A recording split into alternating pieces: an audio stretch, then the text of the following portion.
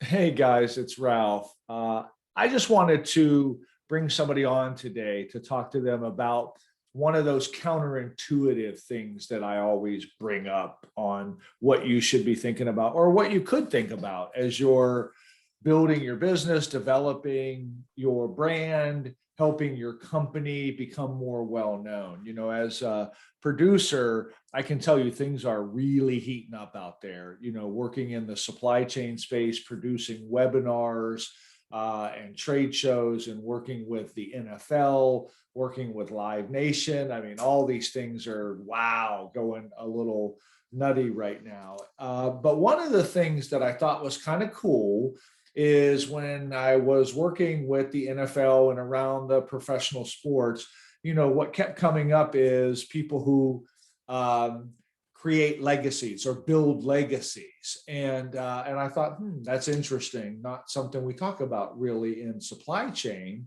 but maybe we should, and maybe we should think about it. So I actually went through a graduate program. Some of you remember last year during the pandemic for professional speaking, for professional performing. Well, one of the things we do there is, obviously we write and produce professionally done presentations. Well, while you're doing that, you start to get to know some people. And one of those people I got to know is a woman who actually works in all industries, but really in the professional athlete industry on building legacies. And it's around the writing and publishing world. So get this, we all want to be, authors. We all want to have this legacy. Well, in order to do that, you kind of have to write something, you have to publish something. And so while I'm working on redirecting and building back up again in supply chain and these other areas, I just thought it was kind of cool to bring somebody like that in. And I've actually started working with her on some things that I'm doing that you're going to see in the not too distant future. And I thought, might be a good time for me to introduce you to Michelle Hill. Now listen to this. Book and publishing consultant. She's a one-stop shop for writing and publishing a book. So a little intriguing and something I think we all think about, and something Michelle and I are going to talk about is who she is, what she does, who she's done it for, and why it matters to you. So with all of that, Michelle, welcome. Thank you, Ralph. I really appreciate being here. Yeah, no, it's my pleasure. So we talk about writing and publishing and how people want to do that kind of thing. And again, when you look at, my industries that I work in, a lot of people, I think about this, they just don't know how they could do it or, what that is. Can you give us a 30,000 foot view of what you're doing or how you do it? Absolutely, I can. When people come to me, a prospective client, somebody that has a book idea, somebody that wants to tell their story in a memoir or an autobiography, most of the time, they don't know where to start. And that's when they come to me. We have what I call a discovery session, and they tell me their idea, and then I educate them. And a lot of my prospective clients have said, nobody's ever told me that before. So I educate them in the process of writing and publishing and promoting their book. And that's what I give them, the 30,000 foot view of what it's going to look like, how long it's going to take. Usually it takes at least a year, about a year, to get the whole process done. There's a lot of moving parts that people don't understand are involved in the writing of the book, the editing, the cover design, the editing again, the promotion, the publishing part, the picking categories on Amazon, all of that. Yeah, no, and you just said a mouthful, and it's all good.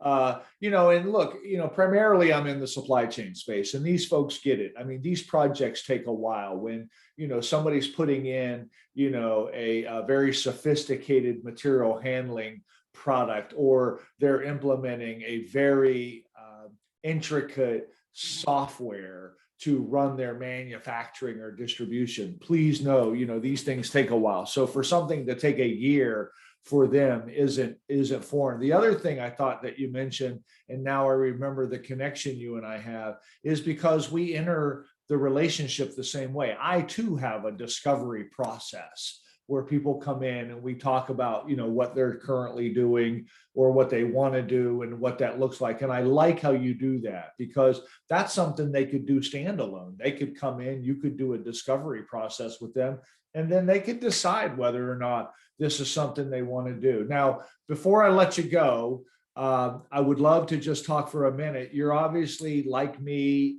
kind of on the periphery of the professional athletic world. As you know, I work, in the NFL, very, very small project, but it is fun, and I am around that, and I know you are too. So tell us a little bit about that. Maybe some folks you've worked with, and what that looks like. Yeah, absolutely. I've had my business since 2008. And from the beginning, I wanted to marry my love of writing with my love of pro sports, particularly NFL and NBA. Those are the two main ones. But I love the mentality of that clientele. My clientele is, they have been told, you're too short, you're too slow, you're too this, you're too that. And they have persevered through that process because they had their why. They had their final purpose of, I'm getting into the NFL.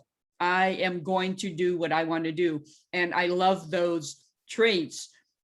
Some of the people that I have interviewed through the years, not necessarily done books with, Dan Reeves, the legendary coach, Right. John Nyland, Leroy Jordan, Dr. Bennett Amalu, Dick Butkus, that was a really great one, and Tony Dorsett. Oh, wow. And that was more of an informal interview, but it was great talking about Cowboys history with a Cowboys legend. And that was really, really like an out of body experience. But for my clients, I've helped Brandon Williams, former NFLer, O'Donnell Foyle. He played with the NBA for about 13 years. Right. Bill Baxter. She is a longtime sports agent in the industry, and among many others. Yeah, so you can see, and just for my audience, and thank you for that, and thank you for your time today, Michelle, but, I'm sure what they can see is, it really is about legacy. And look, we're at a time right now where we have a big shift going on as far as the generations, as far as what's going on. What better time to be thinking about, disseminating that information from one to the other and creating a legacy. And so, yeah, it's fun working in professional sports. It's fun being, associated with some of these people that Michelle is talking about, as well as the folks that I've worked with. But, we certainly do have a love for our industry of the supply chain space. And, what I want you to be thinking about is, how are you creating your legacy? What can you do to be thinking about maybe getting involved in something like this? And maybe it's worth a discussion with Michelle and having a discovery or something. I just think that would be something that you would want to think about. And it's counterintuitive. And as you know, that's what I'm all about, is bringing you value in ideas that aren't necessarily obvious to you. So with that, I want to say thank you very much. I'm Ralph Henderson, your host, and I'm with OmniChannel Productions, and I look forward to seeing you real soon. Thank you.